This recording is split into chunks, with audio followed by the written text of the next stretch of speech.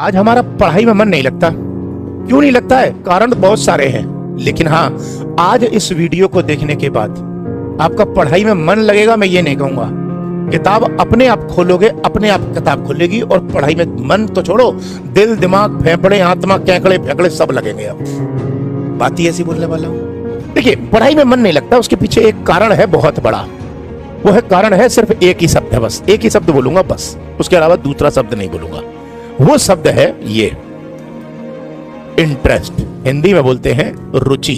रुचि। अब आप कहोगे मतलब क्या है इसका? मतलब यह है कि आपका पढ़ाई में इंटरेस्ट नहीं है।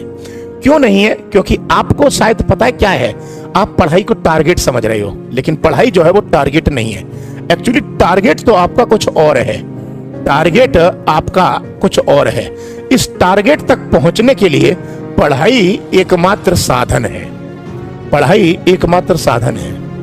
पढ़ाई टारगेट नहीं होती कभी, पढ़ाई मीन्स होता है ना। टारगेट एंड होता है। इस लक्ष्य को प्राप्त करने के लिए हमको इसका इस्तेमाल करना है।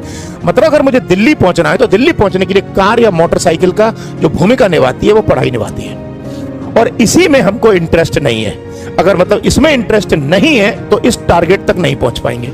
सीधी बात है, दिल्ली पहुंचना है और अगर साइकिल ही नहीं है, साइकिल में इंटरेस्ट ही नहीं है, तो दिल्ली पहुंच पाओगे? नहीं पहुंच पाओगे।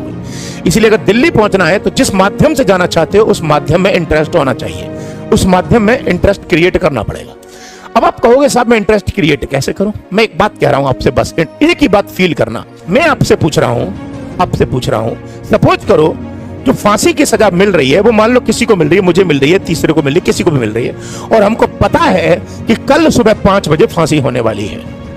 मैं आपसे यह पूछ रहा हूं कि अगर मुझे मालूम है कि कल सुबह 5 बजे फांसी होने वाली है और अभी रात के 8 बज रहे हैं, तो रात के 8 बजे से सुबह के 5 बजे तक लगभग कभी टाइम है 7-8-9 घंटे का। मैं कह रहा हूं कि क्या 9 घंटे उस बंदे को जिसको फांसी होने वाली है नींद आएगी? नहीं। नींद आएगी? नहीं।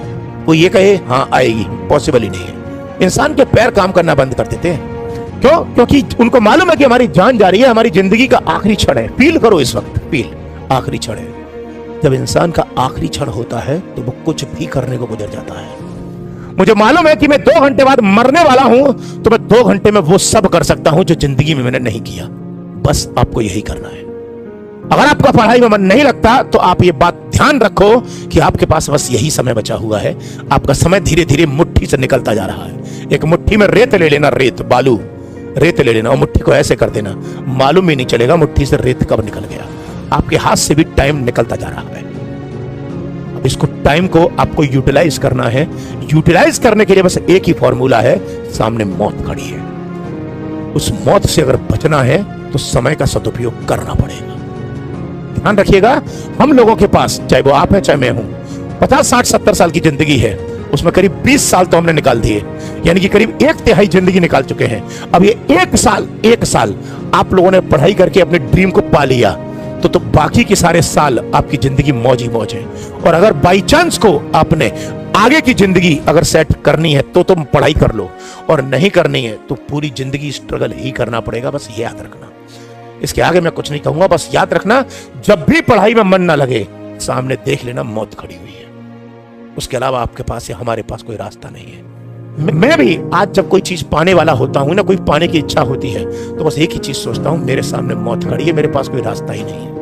मैं यही जानता हूं कि मेरे पास अब यही समय है, मुझे जो करना है अभी करना है, इसके बाद मेरे पास रास्ता नहीं है। मुझे मालूम है शाम को 4 घंटे बाद मैं मरने वाला हूं, इसलिए उन 4 घंटों के भीतर मैं वो सब करने की कोशिश करता हूं जो मैं शायद अब तक नहीं किया। इसीलिए अपना बेस्ट से बेस्ट देने का प्रयास करता हूं, और इंसान को सिर्फ प्रयास करना चाहिए। फल जो है वो ऊपर वाला देगा, ये बात तो सही है, लेकिन ऊपर वाला फल आपको तभी देगा जब आपके प्रयासों में 110% ईमानदारी होगी। क्योंकि भगवान भी कहता है कि तू ईमानदारी से प्रयास कर, तुझे फल मैं तभी दूंगा जब तू ईमानदारी से प्रयास करेगा। जल्द मिलूंगा, फिर मिलूंगा, तब तक के लिए